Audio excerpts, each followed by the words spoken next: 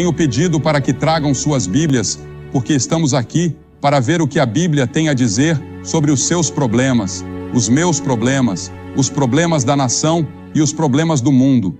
Não o que outra pessoa tem a dizer, mas o que Deus tem a dizer. E quero que abram comigo no 2º capítulo do Evangelho de João. O 2º capítulo do Evangelho de João. No versículo 23, a Escritura diz: estando ele em Jerusalém pela festa da Páscoa, muitos, vendo os sinais que fazia, creram no seu nome. Mas o próprio Jesus não confiava neles, porque a todos conhecia. E não precisava de que alguém lhe desse testemunho do homem, pois ele bem sabia o que havia no homem. Havia um homem entre os fariseus, chamado Nicodemos, um dos principais dos judeus. Este veio a Jesus de noite e lhe disse: Rabi, sabemos que és mestre, vindo de Deus, pois ninguém pode fazer estes sinais que tu fazes, se Deus não estiver com ele. E Jesus respondeu e lhe disse: em verdade te digo, que se alguém não nascer de novo, não pode ver o reino de Deus.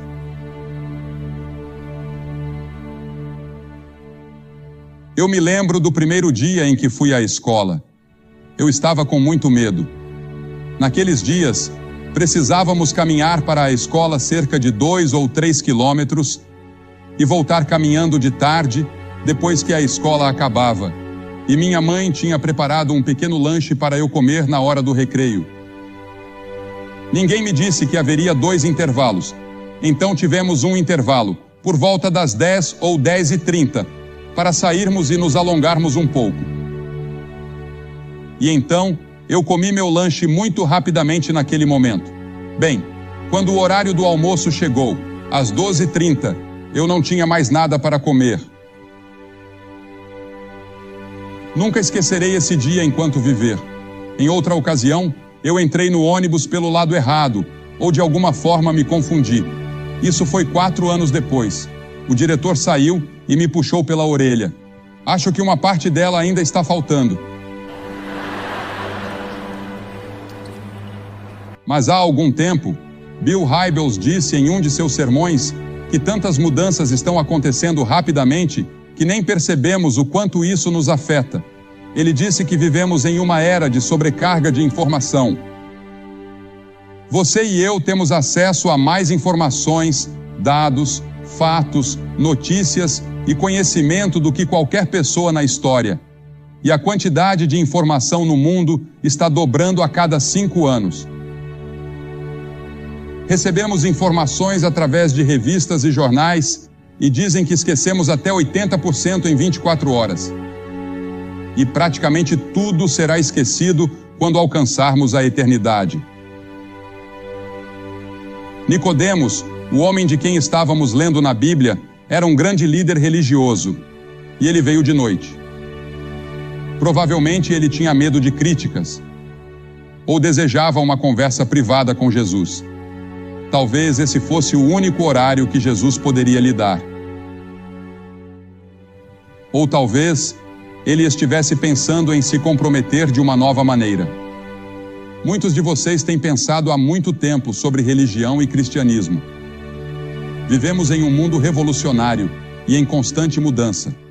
A capacidade moral do homem está ficando para trás em relação à sua capacidade tecnológica, o que pode significar desastre e catástrofe para toda a raça humana. Muitas pessoas sentem que algo está prestes a acontecer. Hoje, recebo mais perguntas sobre o fim do mundo do que em todo o resto do meu ministério reunido. As pessoas olham para o nosso mundo com toda a criminalidade e as manchetes gritando sobre assassinatos, e vemos a depravação moral em grande parte do nosso entretenimento. E nos perguntamos: estamos nos aproximando do fim? Estamos vivendo nos dias de Noé, como Jesus previu que viria um dia? Ouvi falar de um bêbado em Londres. Ele estava debaixo de um poste de luz, procurando sua carteira que tinha perdido. Alguém passou e perguntou: você a perdeu aqui? Ele respondeu: não, foi cerca de meia quadra atrás. Então por que não procura lá? Não há luzes lá, ele disse. Buscar é importante. Buscar propósito e significado é muito importante. Você tem propósito e significado na sua vida? Eu já contei várias vezes sobre um menino de 10 anos que foi até sua mãe e perguntou: "Mãe, como eu nasci?" E ela respondeu: "A cegonha trouxe você." Então ele foi até sua avó e perguntou: "Vovó, como você nasceu?" Ela disse: "A cegonha me trouxe." Ele perguntou: "E como minha mãe nasceu?" "Bem, a cegonha trouxe ela também."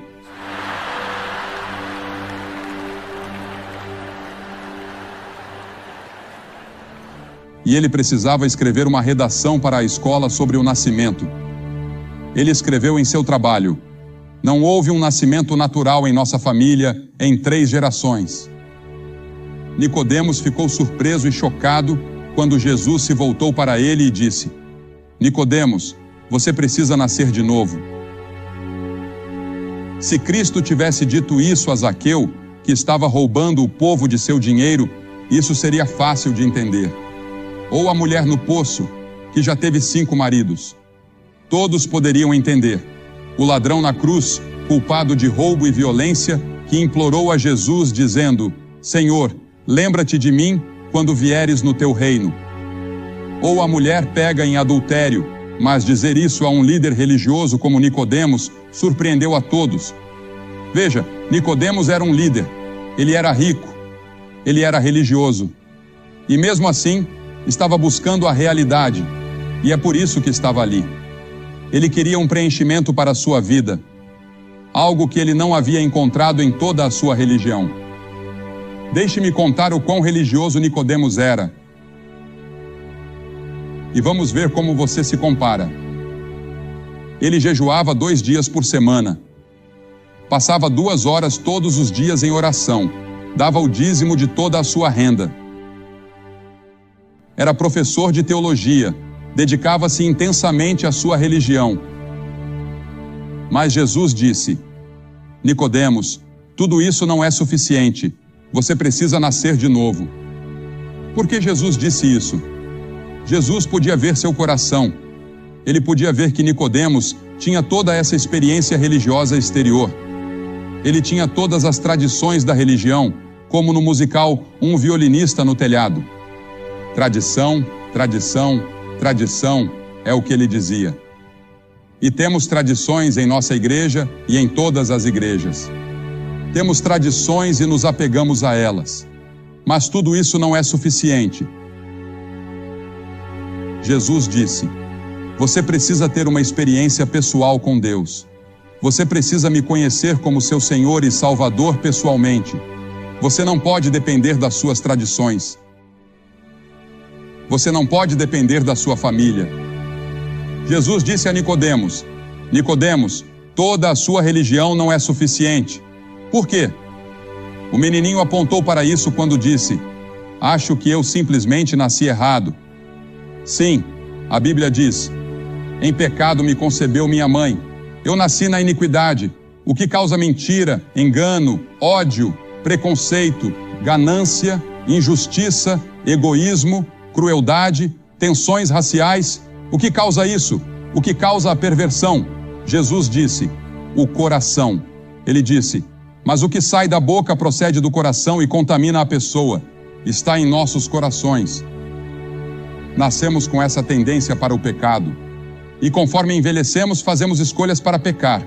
Então nos tornamos pecadores por escolha, e depois nos tornamos pecadores por prática. Praticamos esse pecado. É uma doença pior que o câncer, pior que a AIDS, e o mundo inteiro está infectado. Você pode viver até os 70, 80, 90 ou 100 anos de idade. Mas seu espírito, sua alma, essa parte de você que viverá para sempre, seja no céu ou no inferno, essa parte está morta. Morta para Deus. E é pecaminosa. E é por isso que você precisa de perdão. É por isso que você precisa que Deus venha e o justifique. Você sabia que nesta noite, antes de sair daqui, você pode ser justificado diante de Deus como se nunca tivesse cometido um pecado? É disso que se trata a cruz. É disso que se trata a ressurreição. É disso que se trata o sangue de Cristo. Jesus veio para se entregar a você porque Ele o ama. E quando Ele morreu naquela cruz, Deus colocou todos os nossos pecados sobre Ele. Ele se tornou culpado de assassinato, de mentira, de adultério, de ganância. Todos os pecados que você e eu temos foram colocados sobre Ele. Ele fez isso voluntariamente porque Ele ama você. Deus ama você. Há muitas palavras usadas no Novo Testamento para pecado. Não vou tentar usá-las todas. Uma delas é desviar-se de um caminho reto. Todos nós, como ovelhas, nos desviamos. Isaías disse: todos nós nos desviamos, cada um para o seu próprio caminho.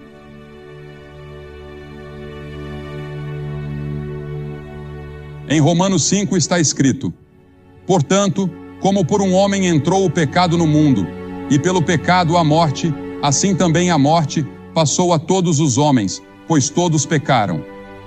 Portanto, uma mudança radical deve ocorrer antes de você poder entrar no céu, antes de ser aceito por Deus.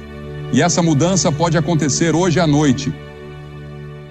Para encontrar verdadeira realização, até mesmo nesta vida, essa mudança precisa ocorrer para ser aceitável a Deus. Essa mudança deve ocorrer. Agora, o que é esse novo nascimento? Quando Jesus disse: você precisa nascer de novo? Nicodemos fez essa pergunta. Ele disse: como pode um homem nascer de novo sendo velho? Pode ele entrar no ventre de sua mãe e nascer de novo? Ele queria entender. Jesus indicou, e a Bíblia indica, que nunca entenderemos todas essas coisas. Nunca entenderemos todos os mistérios de Deus. Vemos pela fé. Nicodemos só conseguia ver o físico e o material, enquanto Jesus falava do espiritual. Quando Jesus disse: você precisa nascer de novo, Ele não quis dizer que você vai herdar isso. Você não herda a salvação de seu pai ou de sua mãe.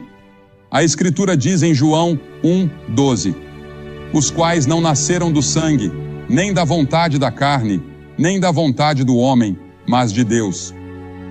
Eu poderia nascer em uma garagem, mas isso não me faz um automóvel. Você pode nascer em um lar cristão, mas isso não faz de você um cristão. Tem que haver um momento na sua vida em que você toma sua própria decisão e faz sua própria escolha.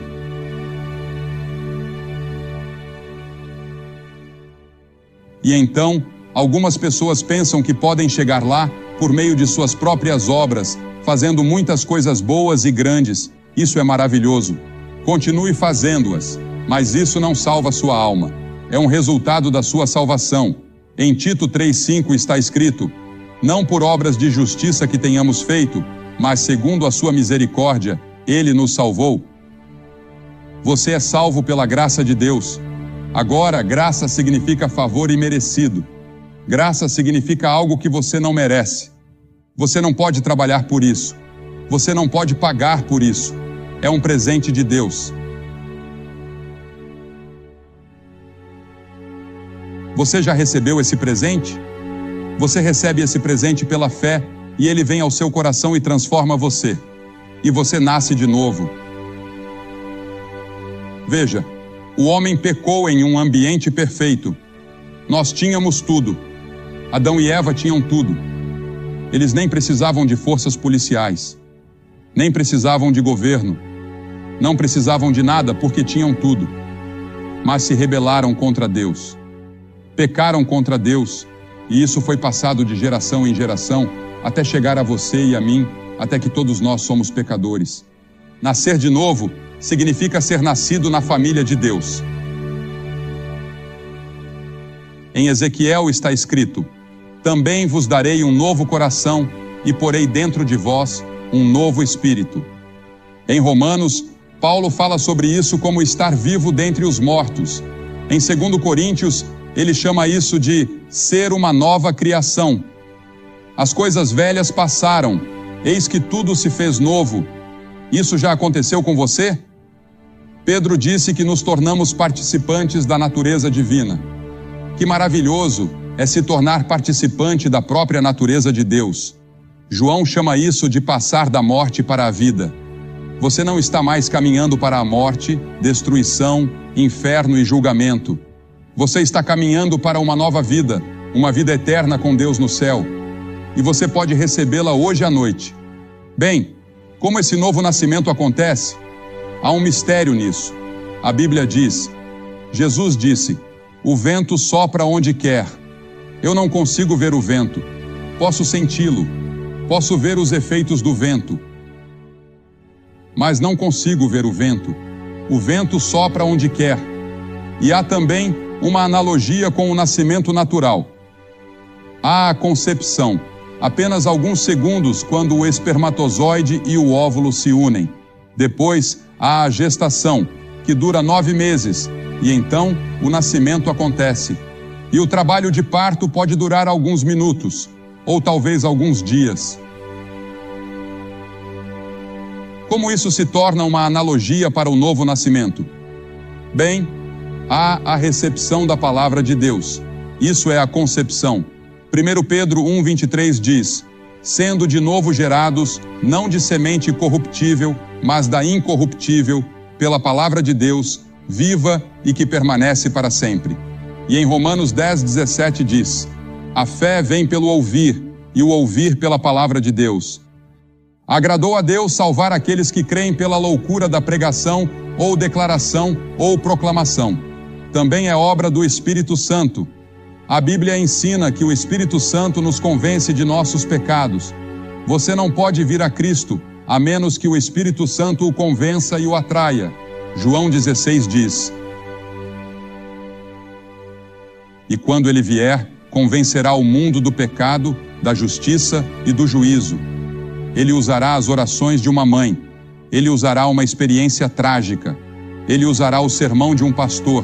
Ele usará um folheto ou algo que você tenha lido na Bíblia. O Espírito Santo dá nova vida. A Bíblia ensina que estamos mortos em pecado, mas Ele vos deu vida, estando vós mortos em ofensas e pecados. O homem precisa de nova vida, e essa nova vida é trazida pelo Espírito Santo. Esse é o novo nascimento. E isso pode acontecer com você nesta noite. Você pode sair daqui renascido e começar a vida de novo com Jesus Cristo, nascido do alto. Além disso, a Bíblia ensina que quando você recebe Cristo, o Espírito Santo vem habitar em você. Ele habita convosco e estará em vós. A Escritura diz, não sabeis vós que o vosso corpo é o templo do Espírito Santo e que o Espírito de Deus habita em vós? Ele lhe dá um novo poder, pois recebereis poder ao descer sobre vós o Espírito Santo. Esse poder pode vir de Deus a partir de hoje, começando nesta noite. Li sobre uma mulher que tentou fazer o teste de motorista pela 38ª vez e falhou na Inglaterra. Talvez você tenha tentado quase tantas vezes na religião, mas ainda não encontrou. Você ainda está procurando, ainda está se perguntando, ainda está incerto sobre o futuro, não tem certeza absoluta. Você foi batizado e confirmado, talvez, e você esteve na igreja, ou talvez seja um líder na igreja, mas algo está faltando, ainda há um vazio aí, ainda há uma busca aí, ainda há uma incerteza aí. Estou pedindo a você nesta noite que entregue o controle ao Espírito Santo para guiar e dirigir sua vida. Você pode fazer isso hoje à noite, e eu vou pedir que faça isso.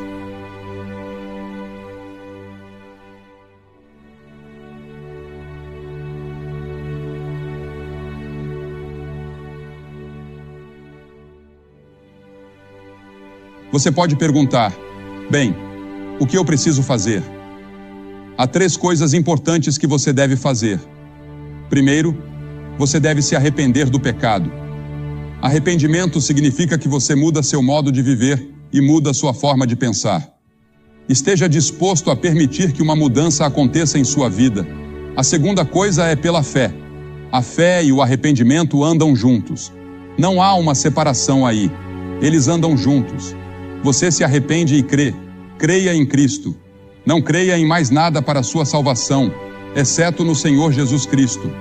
e você o recebe em seu coração e diz: Senhor Jesus, entra, e Ele entrará.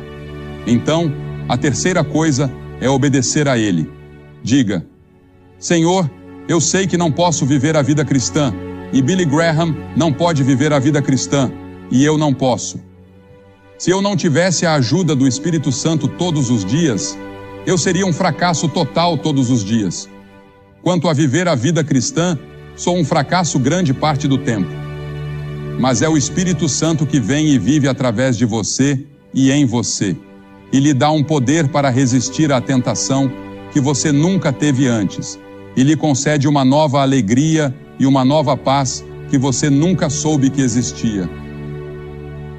Tudo isso pode ser seu nesta noite. Se você estiver disposto a dizer: Senhor, eu realmente me arrependo, eu realmente te recebo, eu abro meu coração para ti. Eu vou pedir que você faça o que já vimos centenas de pessoas fazerem. Vou pedir que você se levante do seu lugar, aqui na frente e aí atrás, bem no fundo, e venha e fique aqui na frente e diga, ao vir: eu realmente te recebo. Estou disposto a me arrepender dos meus pecados. Quero que haja uma mudança. Quero saber que fui salvo. Não tenho certeza de onde estou agora, mas quero saber. Levante-se e venha. Vamos esperar por você. E vou pedir que as pessoas estejam em oração por aqueles que estão tomando esses compromissos agora. E peço que ninguém saia. Este é o momento sagrado do serviço. Muito calmamente, deixem que as pessoas venham, aquelas para quem Deus está falando. E Deus falou com você. E você gostaria de entregar sua vida a Cristo nesta noite e ter certeza de seu relacionamento com Ele. Que Deus o ajude a tomar esse compromisso nesta noite.